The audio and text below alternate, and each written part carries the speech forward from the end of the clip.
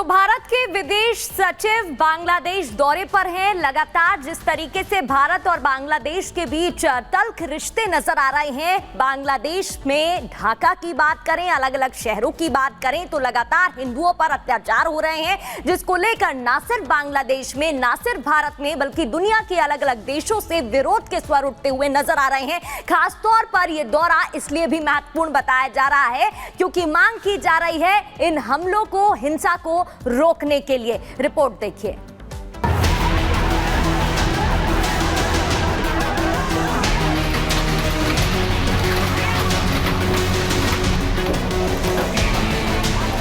बीते अगस्त से बांग्लादेश हिंदुओं के लिए नरक बन गया है।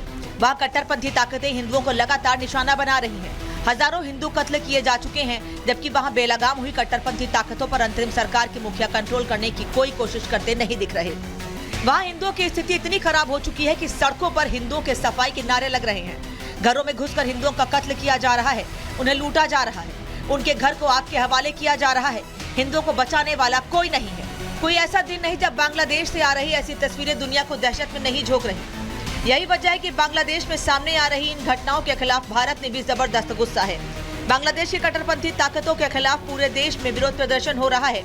जनता सड़कों पर है और केंद्र सरकार से बांग्लादेश के मामले में दखल देने की लगातार मांग हो रही है। जाहिर है बांग्लादेश और भारत के बीच फिलहाल माहौल पूरी तरह से तनावपूर्ण है, लेकिन इसी तनावपूर्ण संबंधों के बीच आज भारत के विदेश सचिव विक्रम मिस्री ढाका पहुंचे हैं, जिसे लेकर पूरे देश की निगाहें इस वक्त बांग्लादेश की तरफ घूम गई हैं।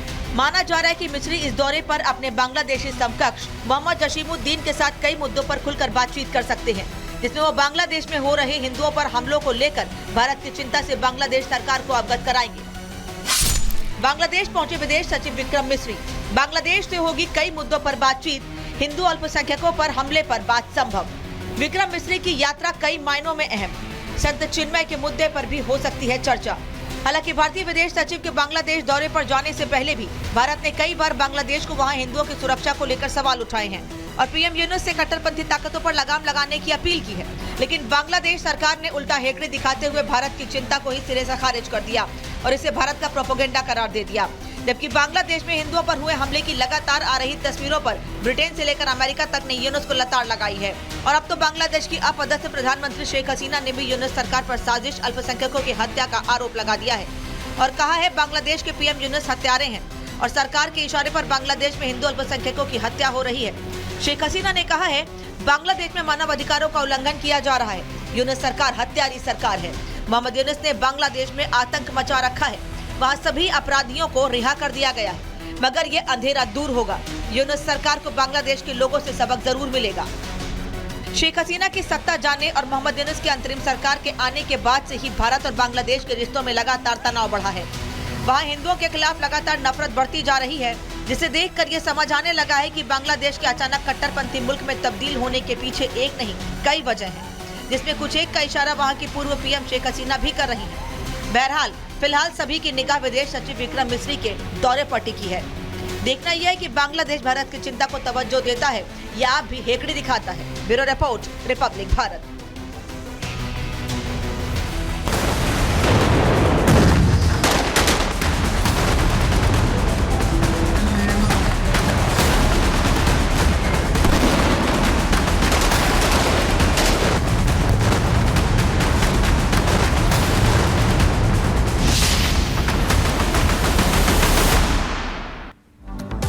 और सीरिया में जो स्थितियां बनी हुई हैं ये बता रही हैं कि किस तरह से वहां की जो सरकार है उसका पतन हो चुका है। वहां पर जो राष्ट्रपति है असद, उनको छोड़ना पड़ा सीरिया को और ये तस्वीरें हम लगातार दिखा रहे हैं। दमिश्क की तरफ जाते हुए वो लोग हैं सड़कों पे जो कोशिश कर रहे हैं कि कैसे सीरिया से निकल जाएं। सीरिया की राजधानी दमिश्क की तरफ जो सड़क जा रही है वहां पर देखिए किस तरह से लंबा जाम लगा हुआ है। लोगों को बस अब इंतजार है कि कैसे सीरिया से वो बाहर आ जाए। और ये आप देख रहे हैं सीरियाई आर्मी की ये तस्वीर है जहां उन्होंने अपनी वर्दी उतार करके सिविलियंस के कपड़े पहन लिए हैं और ये दो तस्वीरें बता रही हैं कि सीरिया में अब हालात क्या हैं। वो आर्मी जो वहां पर विद्रोहियों का सामना कर रही थी, उसने विद्रोहियों के आगे सरेंडर कर दिया है और अपनी यूनिफॉर्म उतार के वहां के जो सिविलियंस हैं उनके कपड़े पहन लिए ताकि वो अपनी जान बचा पाए। ये स्थितियां हैं सीरिया की। सीरिया की दो तस्वीरें आपको बता रही हैं कि कैसे वहां पर जो लोग हैं वो सीरिया छोड़ने के लिए बेताब हैं, क्योंकि उनको पता है कि विद्रोहियों ने जिस तरह से कब्जा कर लिया है उसके बाद स्थितियां क्या होने वाली हैं। और ऐसे में जल्द से जल्द यही कोशिशें हो रही हैं कि कैसे सीरिया से बाहर आ जाया जाए।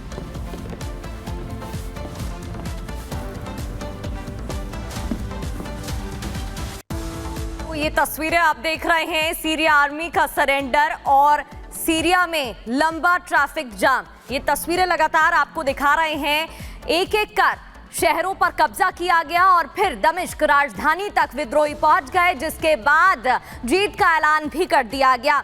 तो सीरिया में राष्ट्रपति बशर अल असद की बात करें तो उन्हें आखिर देश छोड़कर भागना पड़ा और उनका शासनकाल आखिरकार उसका अंत हो गया। सबसे बड़ा सवाल यही था कि वो आखिर कहां भागे हैं। पता चल चुका है रूस में वो हैं और रूस ने राजनीतिक शरण उन्हें और उनको परिवार को दी हुई है। अब सवाल ये भी है कि आखिर सीरिया के लोगों का क्या होगा।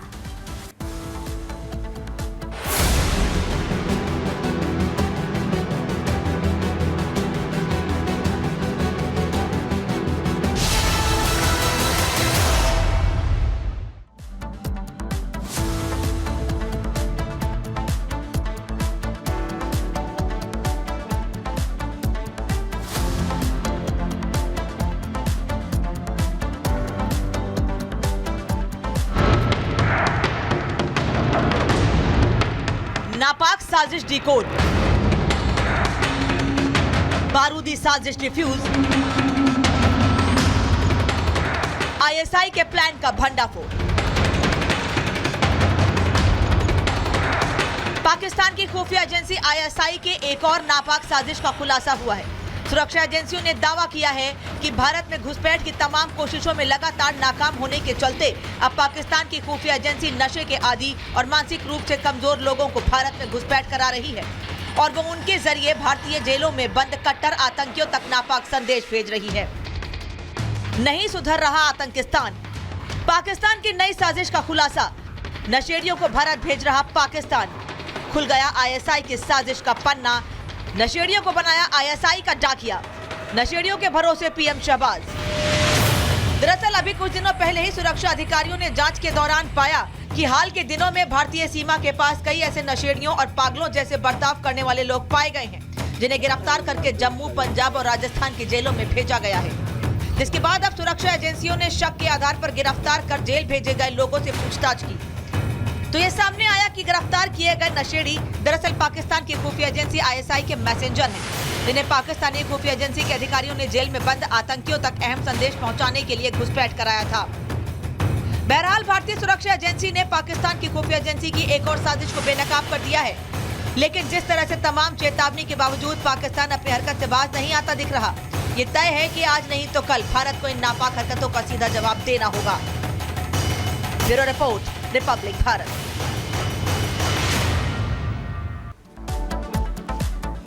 जेवर इंटरनेशनल एयरपोर्ट में फ्लाइट्स के शुरू होने की जो सिलसिला है उसका अब इंतजार खत्म होने वाला है, क्योंकि वो जो ट्रायल लैंडिंग थी वो आज सफलतापूर्वक की गई है। वो तस्वीरें जब सामने आई हैं तो हर कोई बेहद उत्साहित भी नजर आया। एक रिपोर्ट दिखाते हैं।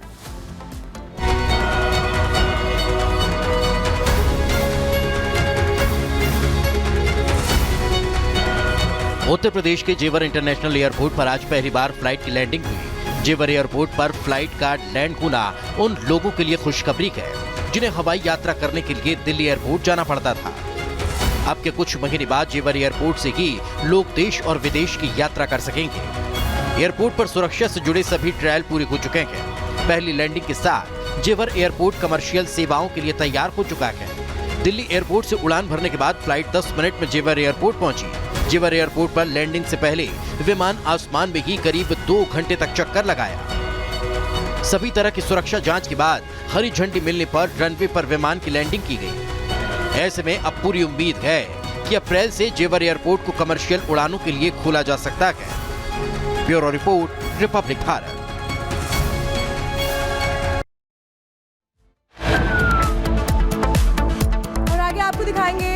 वॉर ऑफ दमिश्क, महायुद्ध का रिस्क।